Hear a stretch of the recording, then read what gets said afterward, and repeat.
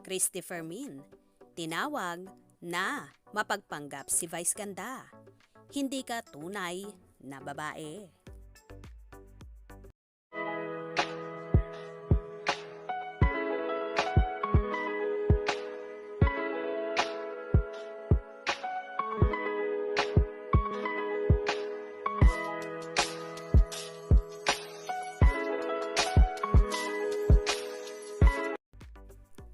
Sunod-sunod pa ang patutsada ng showbiz columnist na si Christopher Min kay Vice Ganda matapos umano siyang paringgan nito sa It's Showtime.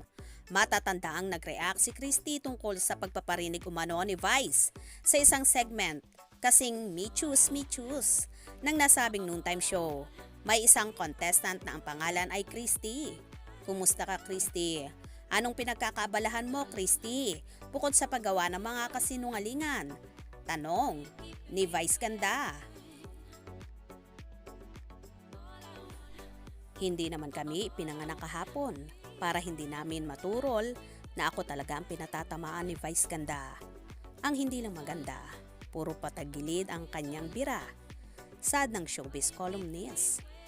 Ipinaliwanag pa ng showbiz columnist na hindi siya nagsisinungaling tungkol sa naging issue ni Vice Ganda at partner nitong si Ayon Perez na naging sanhi ng pagkasuspindi ng noontime show ng 12 araw.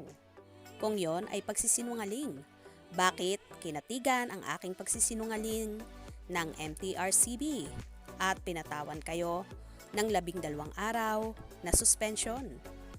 Bakit ang ating kababayan ay kumalaban din sa ginawa nyo? Bakit kinasuhan ka rin ng hanay na mga abogado?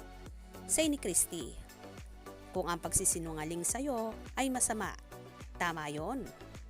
Pero kung ang pagsisinungaling ay pagsasabi ng katotohanan sa interpretasyon ng marami, dapat tanggapin mo. Ang hirap kasi sa'yo, Vice. Mula nang ikaw ay nakatikim ng popularidad, inangkin mo na ang mundo na ikaw na ang gitna. Ikaw ang araw at umiikot lang ang lahat ng tao sa show business na parang mga planeta sa'yo. Dapat mong malaman na planeta ka lang din na tulad namin, hindi ikaw ang araw. Pasaring pa ng showbiz columnist. Bukod dito, tila na question din ni Christy ang kasarian ng kapamilya star. Marespeto ko po na binibigyan ng pagkakilala ang lahat ng mga miyembro ng LGBTQ+ community. Ang komunidad niyo po ay aking tinatanggap, ipinagtatanggol at iginagalang panimula niya. Vice Ganda, hindi ka tunay na babae. Lalaki ka. Lalaki ka, Vice Ganda. Nagpapanggap ka lang na babae.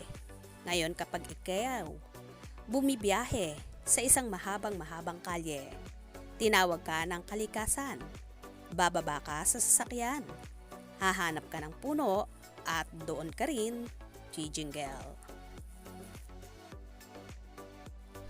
Nagpantinga ang tenga ni Christopher Min, kaya naman niresba kanya si Vice Ganda at kung ano-ano rin ang mga sinabi niya tungkol dito.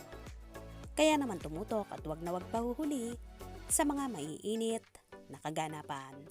Anong inyong magiging reaksyon sa bidyong ito? Comment below.